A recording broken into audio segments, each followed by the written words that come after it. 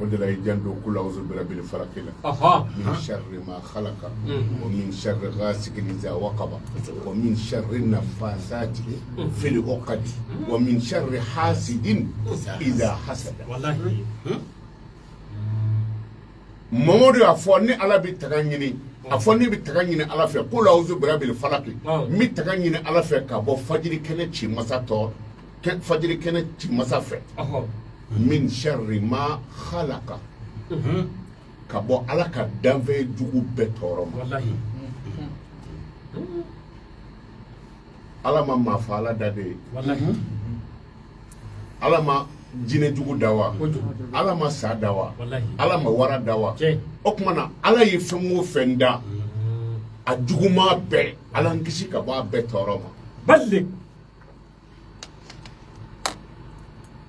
ومن شر غاسق إذا وقب nga kisi ka bo dibi fin toroma wallahi fen jama mi dibi la god ay chani kuma dibi ni aka kunji dibi e fen bay wallahi dibi kuno ka bo nga ni ngala gasikini iza waqaba min bi dibi kono ibi nyina ola balle no ta eta do go dibi man fiu fi ga wulu ko dibi la skay mama wala ka wulu ko dibi la ay abelang do bo o yoro la ni ala yere te dabenda koro je wudo ko ka je ba faade ka ba fodo ko ki ba soro surku dibi mai wallahi avec la ka fo sura yin kono ko wa min sharri nafasati wallahi nye tagani na ala fe ka botta fo ni ngurula o toro ba tafu ngul wallahi wallahi suna ni mombe tafu ni mombe wallahi o chama mi bola tafu ni mombe ani mombe abe do manangarni dota afo tu bismillah sira dara sira kanve dara ni sira mawuli sira kanve kana Allahu akbar e de la ka sira wuli le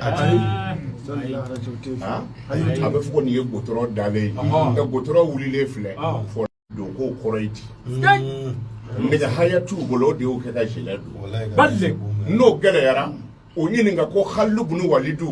na kungera kele mi nyemogo ye se kumbi di silame o ma ola do do tato kele yoro la abolila kasegi o ya nyini nga ko akara togodi anana minga ko kira kunzigi do de be ne bolo ne ne kunzigi ndo nga fugula la kata kele la ko kele bi janela ngo nyina na o kunzigi ko sky Khalid ibn Walid femi fenge fenge de sigatalla abasuti abi famwa ala kale manada ma amen manyina tigile utara se angara mo keneyina wallahi jine u borani botugo jugu be ni sahaba min yaskini zeda sani kanuma zeda wallahi dugu kolo bi prempere abitigi ibi churo fo kimbiri sanve wallahi ibi bolo di daduguma pour que sindo inga bo sindo in bonto itindira domi fana ka obiti balle ibi jine dowye ibi kungolo damaye wallahi me ti fare kolo yoro towi ibi jine dowye ibi chemanje damaye iti kungolo ye iti senye ibi jine dowye ibe sengele tamato iti flanai balle hajine andera saw kodu odorate fuko sahaba ubolla nga uyu koda la hakbaru uyu koda Umar ibn al-Asi aya ko fla yufle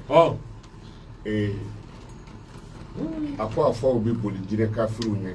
ka ala ka kira soso la hakbar au ta do ni saya nana ya abisa na sababu yi soro ka gila ka ibisa na yi soro dumni na ibisa ni saya sababu nana sira o siraka iyandede ibisa wallahi balle wajulu kunga dikoju o kiram nge usikuruko nga jigira to la ka bawo kojugo o borani siranye fedo fona ye min jugu yara wallahi chetan yi koda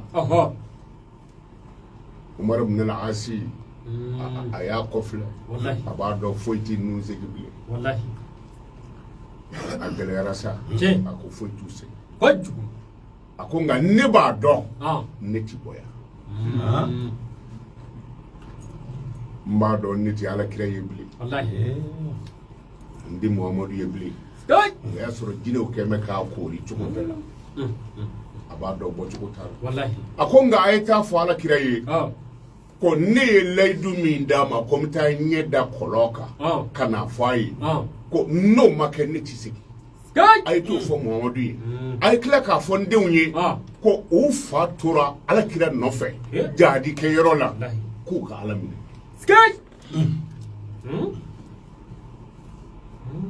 dɔw k'u ye Umaru minɛ Asi ye ko nbamuru min b'a bolo k'a ye nbamuru kɛ ka jinɛ kafiri cɛfɛrɛ ko mɛ ko jinɛ kafiri in tilara ka fara ɲɔgɔn kan ka Umaru minɛ Asi faga anw bɛ jɔ bilen yan an ye 5 dɔ f'i ɲɛna fo an taara Alakira kɛrɛfɛ a gɛlɛyara sa o cɛ 2 min kɔni bɛ sokɛ ka boli kɛ tile 3 boli kɛ ɲɛtugu n'a yɛlɛ la u taara olu sɔrɔ Alakira kɛrɛfɛ ko y'a détail k'a ban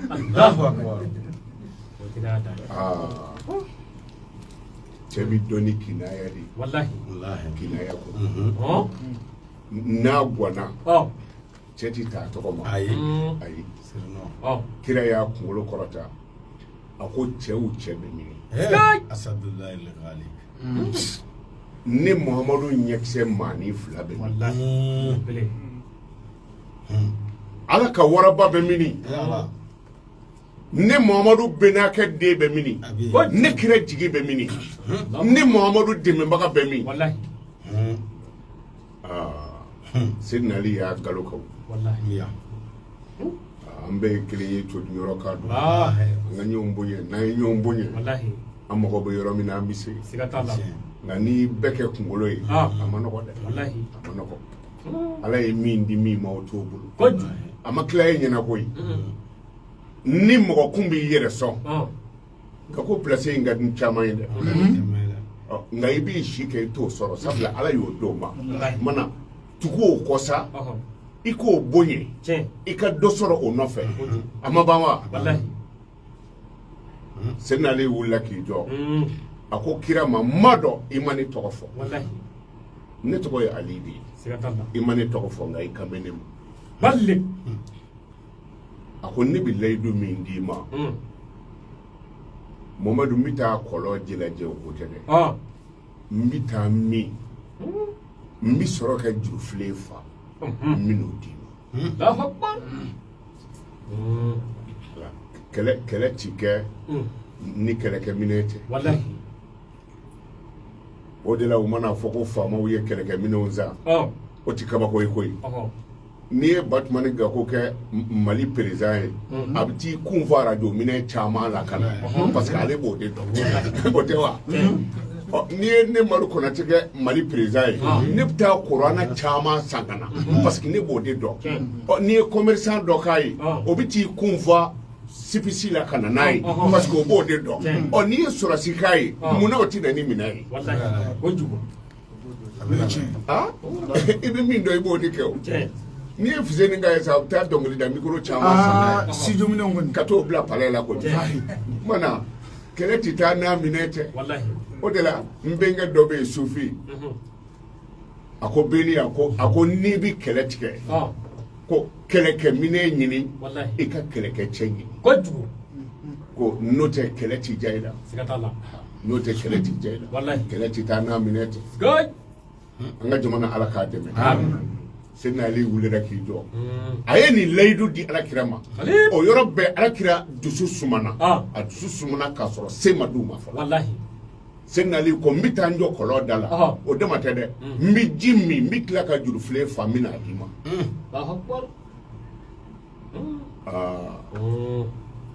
cɛ damadɔ minnu dugura Umaru bin Asi nɔfɛ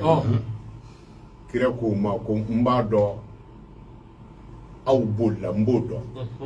nka a ye tugu Seydina Ali nɔfɛ a ka sira jira a la sabula aw bɛ yɔrɔ dɔn u tigera Seydina Ali nɔfɛ Asadullahi la Ghalibu Ali taara surunya plaki la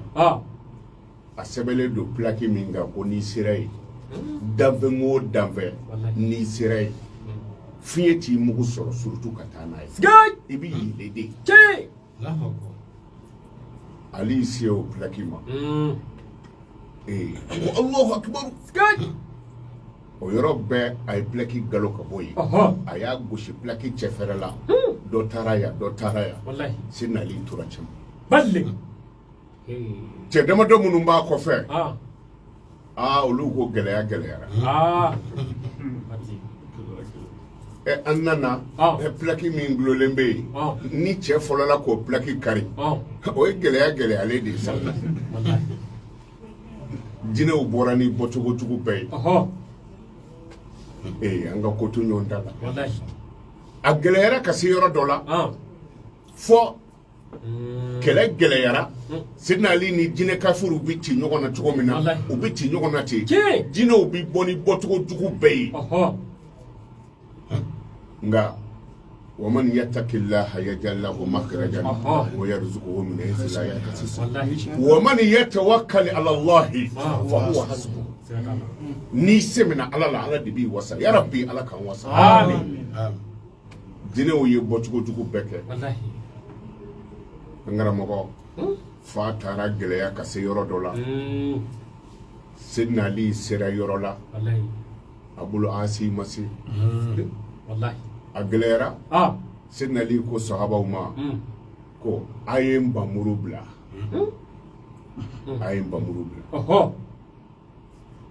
ka sunɔgɔ wa ayi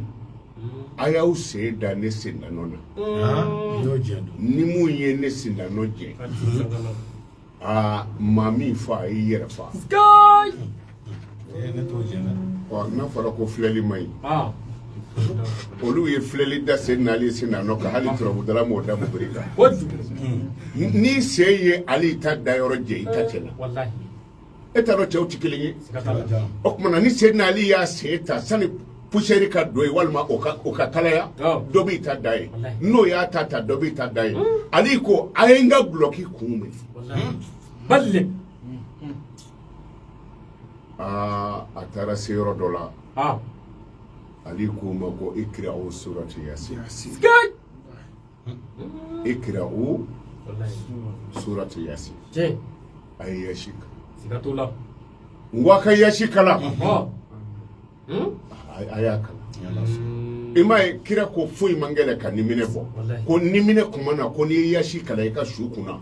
ko o bɛ kirina don su la ko a bɛ fatu nɔgɔya la kira de y'a fɔ mubina 7 don ala kira ko fa inna li kulli shay'in qalbun wa qalbul qur'an suratu Yasin ko dusukun bɛ fɛn bɛɛ la ko mɛ qur'ana dusukun ye yasi ayi a siɲɛ 41 ya o ti kɛ fɛn kama ni ala m'o kɛ e y'a faamu wa Seydina Ali ko a ye yasi kala o ye yasi kala balawu mana bɔ cogo o cogo janfa mana bɔ cogo o cogo ka yasi to da kɔnɔ ko nin ayi i bɛ se o ye yasi kala an karamɔgɔ f'u taara surunya kɔlɔn da la o surunya kɔlɔn da la Seydina Ali y'a kun suli a ye jurufilen ta k'o don kɔlɔn kɔnɔ ko a bɛ ji bɔ k'a min jinɛ kafiruw ye jurufilen tigɛ k'a fara k'a fili k'a bi Seydina Ali sen kɔrɔ o gɛlɛyara Ali ma ɲininkali kɛ bilen dɛ a y'i pan ka cun kɔlɔn de kɔnɔ ale ye jigin kɔlɔn kɔnɔ yɔrɔ min na o ni kɔlɔn kunnana ka suma komi tigɛ tulu a t'i lamaga tuguni cɛw y'u kun suli k'a ye Seydina Ali kuma ti fɔ a tɛ yen tuguni an karamɔgɔ an t'a fɔ u b'o la nka u y'u kɔ da dɛrɛ u taara ala kira sɔrɔ yen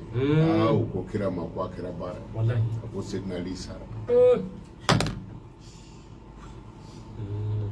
u b'a fɔ wɔsiji dɔ ma ko arakul hashimi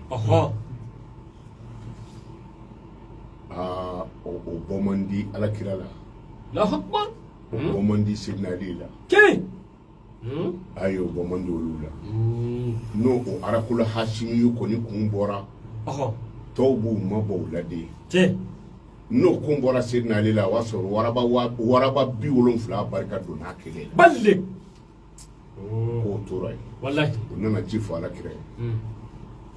ceto be koy ceto be me kira ko ay ne rabina ado kira bi tamana sahaba bi sokeka ka ala kira gwe umma ko kira la do bi bulila no fe umma ko ala wallahi kira tare jo kolo kuna angara mo bi tay kan ni yoransi sikatala gele kira kamana bone ye min fo kolo kuna kana to nga pay kuna akoto godi ya man radda sayyidina Musa ila ummi ya man radda sayyidina Yusufa ila abi wallahi ya man radda khatama Suleiman akoto godi alambima emi Musa segi kada bama Musa bajigi tikele ko bade Musa bla kulu baji kuna Firauna nyesiranya kama baji fana Musa woyo katabe Firauna kadanga ndaba alami Musa segi kadi abama ali segi kadi Musa Sulemana kabola nega tunona alami Sulemana kabola nega segi kadama ala sedna ali segi kadia Yusufa tunona fala sambi nani alami Yusufa segi kada fama sedna ali segi kadia kira ni voyoro mina sedna ali galola kijo manil fard Allah manil muhi Allah manil muzil Allah manil rafi Allah manil khafid Allah manil razak Allah من الفتاة الله من العليم الله واحد لا إله إلا الله محمد رسول الله سجاجة بدر سجاجة علي بدر